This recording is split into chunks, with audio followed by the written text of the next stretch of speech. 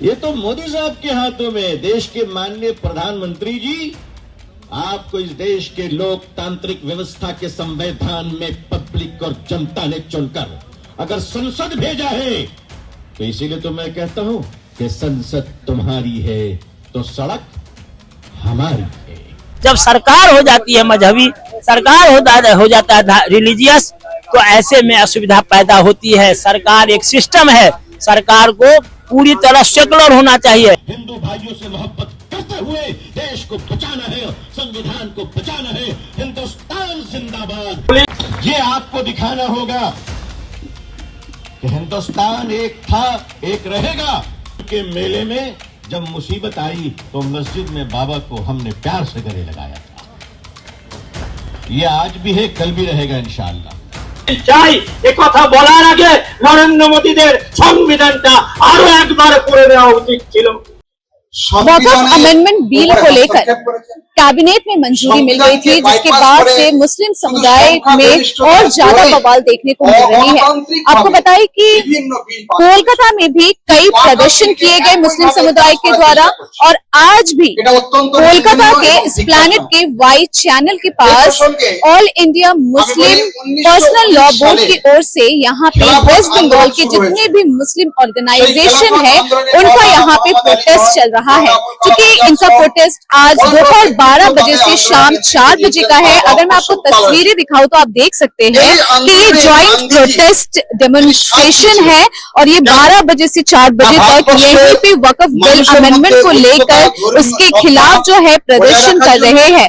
यहाँ पर मोहम्मद सलीम और साथ ही नौशाद सिद्दीकी मौजूद हुए, और ये बार बार यही मांग कर रहे हैं कि वक्फ बिल को यहाँ पर नहीं लाना चाहते हैं। वक्फ बिल अमेंडमेंट जो नए जो विधेयक है उसकी मंजूरी नहीं देना चाहते हैं। वो यहाँ पे जो बिल है वो पास ना हो, जिसके कारण वो लगातार यहाँ पे प्रदर्शन कर रहे हैं। इसके अलावा बात करें तो 13 मार्च को भी जनता मंतर में इनका प्रोटेस्ट चलने वाला है, जहाँ पे पूरे देश भर से मुस्लिम ऑर्गेनाइजेशन है वो पहुंचने वाले हैं, और वक्फ अमेंडमेंट बिल पास ना हो पाए जिसके खिलाफ वो प्रदर्शन करेंगे। संविधान के नाम पे आप मामला हुआ है, आप बोलो। इसीलिए चाहिए बात विधानसभा के अंदर अपना लोग बोलने के लिए। आप कैसे मुसलमान नहीं है, हम अपना लोग मानते हैं, मुसलमान को सिर्फ नहीं है। जो आम आदमी का बात मुद्दा उठाएगा, मुझे लेके 44 एमएलए है बंगाल विधानसभा में मुसलमान। क्या हुआ मुसलमान का? 18 एमएलए है एसटी का, 60 के ऊपर एमएलए है आदिवासी दलित का। क्या हो रहा है? Fake ST SC OBC certificate लेके क्या कर रहे हैं लोग? लेकिन आदमी के लिए मुद्दा उठाने का आदमी घुसाना चाहिए, जो आदमी का बात उठाएगा, चाहे मुसलमान हो, दलित हो, आदिवासी हो, चाहे जो भी हो, जिसके साथ इनजस्टिस है, अन्याय हो रहा है, उसके लिए न्याय के लिए बात उठाएगा। ऐसा आदमी नहीं होना चाहिए बंगाल के असेंबली में, दिल्ली के पार्लियामेंट में। नहीं तो ये बढ़ते जा रहेगा। हमको अब बूम धोरोगे तो हम बोलेंगे ये नहीं होना चाहिए, वो नहीं चाहिए, काम खत्म। अगर बंद करना चाहोगे तो आदमी घुसो, जहाँ लॉ होते हैं, जहाँ से लॉ बनते हैं वो उसके अंदर घुसाना पड़ेगा हम लोग। तो ये नहीं है तो उस खमने रखते हो, बनाओ लो, हो जाए काम खत्म। सुप्रीम कोर्ट आप भाग की जा रहे हो, सुप्रीम कोर्ट जाओ, लेकिन ये काम आप करो ना। कोई बोलने वाला है? आपका अपना आदमी नहीं है बोलने वाला। अपना आदमी रहेगा तो बोलेगा, एक ही है बोलने का। फेक एसटी सर्टिफिकेट के लिए भी बोल रहे हैं और ओबीसी सर्टिफिकेट के लिए भी बोल रहे हैं। संशोधन बिल के अनुमति के समय सत्ता पक्ष की अपेक्षा विपक्षी की ज्यादा शर्तें क्यों नहीं मान रही?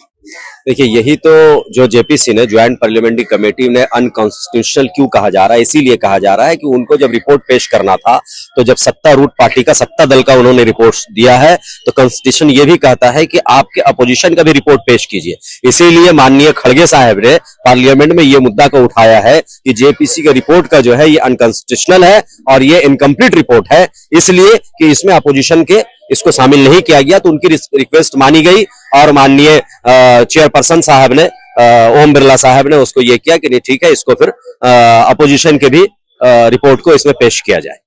क्या केंद्र सरकार वक्फ प्रॉपर्टीज को जबरदस्ती नेशनलाइज करने का कोशिश कर रही है? देखिए, ये नेशनलाइज करने का चक्कर नहीं है, ये वक्फ प्रॉपर्टी के ऊपर इनकी निगाहें हैं। और ये एक इशू आपने देखा कि कभी राम मंदिर का मसला उठाया, कभी गौर का मसला उठाते हैं। इसी तरह से इस देश का जो मेन चीजें हैं, मेन इश्यूज है, उनको हटा करके ये इश्यूज को डाइवर्ट करके मुसलमानों की तरफ ले आना चाहते हैं ताकि उनकी पॉलिटिक्स चलती रहे।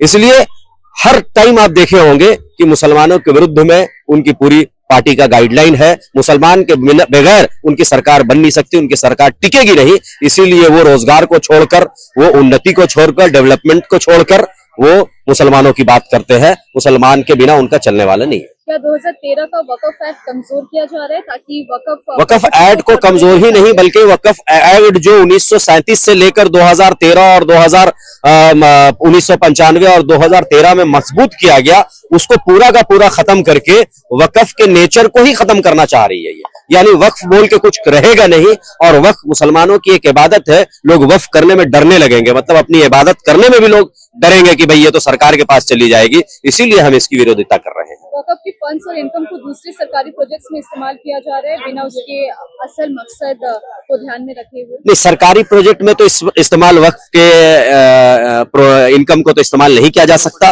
वक्फ के प्रॉपर्टी का यूज मुसलमानों के डेवलपमेंट के लिए होगा, कम्युनिटी और सोसाइटी के डेवलपमेंट के लिए होगा, उनके मजहबी तरक्की के लिए होगा, उनके एस्टेब्लिशमेंट के लिए होगा। ये तमाम चीज मुसलमानों की चीज है और कम्युनिटी की चीज है, उसके डेवलपमेंट के लिए यूज होगा। किसी सरकारी फंड में इसका इस्तेमाल नहीं किया जा सकता। आज जॉइंट प्रोटेस्ट डेमोन्स्ट्रेशन था, उतनी भीड़ नहीं देखने को मिली, क्या लग रहा है? देखिए, रमजान का मौका है। आप समझ सकते हैं कि रोजा में हम लोग अपने कामों को कम कर देते हैं, वक्त कम हो जाता है हमारे पास, क्योंकि अफ्तार, सहरी, तरावी और फिर भूखे प्यासे रहना लोगों के लिए बहुत मुश्किल है। लेकिन फिर भी मैं कहूंगा कि आज ये हमारा टोकन प्रोग्राम था। आज यहां से ये मैसेज और पैगाम देना था कि जिस तरह से हुकूमत वजीद है कि हम पार्लियामेंट में बिल पेश करेंगे, हम भी हुकूमत को आज से ये बता देना चाहते हैं कि आप बिल को पास कराने की कोशिश ना करें, वरना हम इतनी बड़ी आंदोलन करेंगे कि वो सोच भी नहीं सकते हैं। उसका आज यहां से हमने अल्टीमेटम दिया है उनको। आखिरी क्वेश्चन करूंगी, 13 तारीख को जंतर मंतर पे भी प्रोटेस्ट है, तो आप लोग भी वहां पे जाएंगे, क्या कुछ है? नहीं, हम लोग तो नहीं जा रहे हैं, लेकिन हमारे जो बहुत सारे और भी हजरात हैं यहाँ से जा सकते हैं। हम लोग नहीं जा रहे हैं क्योंकि हम लोग और यहाँ की तैयारी करनी है। सेंट्रल से जो इंस्ट्रक्शन आएंगे, उस इंस्ट्रक्शन के बुनियाद पर हम लोग यहाँ काम आगे बढ़ाना है, तो इसलिए हम लोग नहीं जा रहे हैं। बहुत सारे लोग जाएंगे। आपका नाम बताइए। उमर अवैस, मैं जमीयत उलमा हिंद कोलकाता का ज्वाइंट सेक्रेटरी। ये वक्फ बिल को पास करने का गवर्नमेंट ऑफ इंडिया का जो कोशिश है, इसके खिलाफ में तमाम मुस्लिम संगठन धरना दे रहा है। आज कलकत्ते में हो रहा है। इसलिए ये वक्फ बिल जोर जबरदस्ती इसको पार्लियामेंट में पास करने की कोशिश की जा रही है। ये एक दस्तूर के संविधान के खिलाफ है। आर्टिकल 14, 25, 26, 29 का खिलाफ है। तो इसलिए हम लोग इस दस्तूर को बचाना, संविधान को बचाना और भारत का जो धर्मनिरपेक्षता है, सेकुलरिज्म है, इसको बचाने के लिए हम लोग एक वक्फ बिल ताकि पास ना हो, इस सिलसिले में, इस मुतालबा का, इस मुद्दे में हम लोग पूरे हिंदुस्तान में ये धरना दे रहे हैं। आज कलकत्ता में हो रहा है। वक्फ का जो 2013 का जो रूल्स था, उसे क्या कमजोर किया जा रहा है ताकि वक्फ प्रॉपर्टीज को कॉर्पोरेट या प्राइवेट डेवलपर्स को दिया जाए? जो ब्रिटिश हुकूमत ने वक्फ प्रॉपर्टी को प्रोटेक्शन देने के लिए सन 1913 में कानून बनाया था। बाद में फिर 1995 तक आखिर एक मुकम्मल एक आइन बनाया गया था। 1995 का जो एक्ट है, उसको डिविएट करके, उससे हट करके ये नया कानून बनाने की कोशिश अब कर रहे हैं। हम लोग का ये अंदेशा है कि ये प्रॉपर्टी गवर्नमेंट, हमारे जो कब्रिस्तान है, गुरुस्तान है, मस्जिद है, दरगाह है, खानका है, मदरसा है, स्कूल्स है, बहुत सा लैंड्स है, इसको जबरदखल करके इसको दखल करने की कोशिश है। हो सकता है कि कॉर्पोरेट लॉबी के साथ एक गठजोड़ होगा। मसीहुर रहमान, प्रेसिडेंट जमात इस्लामी हिंद वेस्ट बंगाल। देखते हैं कि ये बीजेपी सरकार या गवर्नमेंट या सियासतदान इसलिए इसको छेड़ रहे हैं कि अपनी वोट बैंक को बढ़ाने के लिए, अपनी वोट बैंक को बढ़ाने के लिए, ये दिखाने के लिए। देखो, मैं मुस्लिम को उनके सारी राइट खत्म कर रहे हैं, हम तुम्हारे हैं। यहाँ धार्मिक जो है, धार्मिक जेनोसाइड हो रहा है। क्या हो रहा है? ये काम बीजेपी करेगा तो फायदा में रहेगा, अपनी फायदा के लिए। उसको ना मुस्लिम का कल्याण करना है, ना हिंदू का कल्याण करना है। उसकी पार्टी बचे रहे, वो मलाई खाते रहे। और कुछ उद्योगपति जो 5% हैं, उनका काम है, जो ये सब प्रोजेक्ट चला रहे हैं, सारे उद्योगपति, सारे मीडिया चला रहे हैं उद्योगपति। जो 3 साल में अडानी 3 गुना धनिक हो गया, ऐसा कौन तिजोरी उसको हाथ लग गया? सरकार सारे जितने पब्लिक सेक्टर थे सबको प्राइवेट में दे करके, अब जो है 1 रुपए एकड़ जमीन दे करके उसे अमीर बना दिया। और आज यदि कुछ जमीन है समाज के साथ, किसी धर्म के साथ, तो उस जमीन पर भी उनकी नजर है। मेन मकसद है उनको परेशान करना। शुरू से ही ये नियम रहा कि एक पक्ष जो है दूसरे पक्ष को परेशान कर। जब सरकार हो जाती है मजहबी, सरकार हो जाता है रिलीजियस, तो ऐसे में असुविधा पैदा होती है। सरकार एक सिस्टम है, सरकार को पूरी तरह सेकुलर होना चाहिए। यहाँ जो है बोलने के लिए सेकुलर है, सरकार सेकुलर नहीं है। जो जब से मोदी आया है, सरकार हो गया अनसेकुलर और सिस्टम हो गई अनसेकुलर। यहाँ पक्ष देखा जाता है कि संख्या किसकी है। हमेशा वो जगह सुरक्षित माना जाता है जहाँ एक आदमी भी सुरक्षित है, हजारों के बीच में वो जगह सुरक्षित होता है। जहां पर ये बुझा लगता है कि नहीं, यहाँ अल्पसंख्यक होने से हम असुरक्षित होंगे, ऐसे में एक जेनोसाइड वाला सिस्टम कर रहा है। ऐसा कर नहीं पाएगा क्योंकि भारत बहुत बड़ा देश है। लेकिन इस भय से, इस तरह से, आज मान लीजिए मुस्लिम होकर के ये अपनी लड़ाई लड़ रहे हैं, आज इनके साथ जो गेम कर रहा है, कल दूसरे सियासतदान आएंगे तो हमारे साथ गेम करेंगे।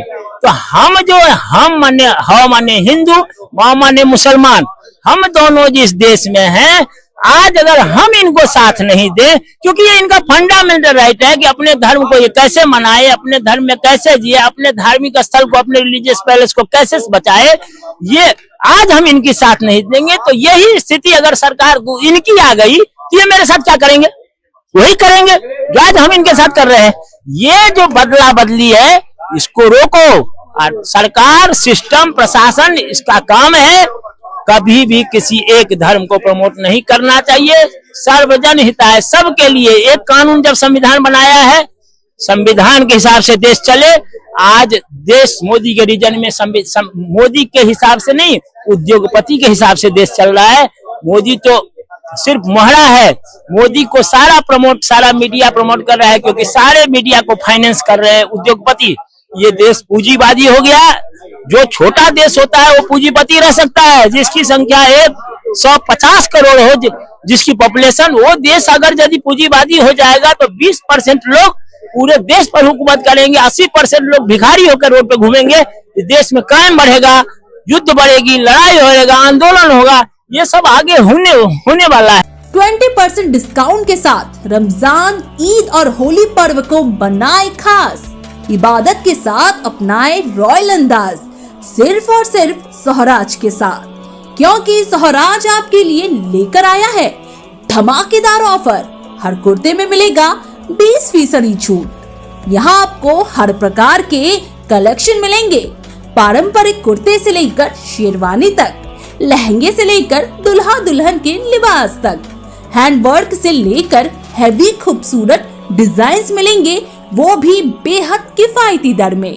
तो देर न करें, अभी आए सोहराज और खरीदारी शुरू करें मात्र 299 रुपए से। सहरी और इफ्तार के हर लम्हे को बनाए स्पेशल। इस पाक महीने में अपने पहनावे में लाएं खूबसूरती और नफासत। पता है 56 तौबसिया रोड, कोलकाता, जिन्नाती मस्जिद के पास, जोरा मजार के आगे दाईं तरफ। ज्यादा जानकारी के लिए कॉल करें 918910015508 पर। सोहराज, जहां रॉयल्टी मिलती है परंपरा से। Do visit Swaraj Collection and make your Eid much better with the big discounts.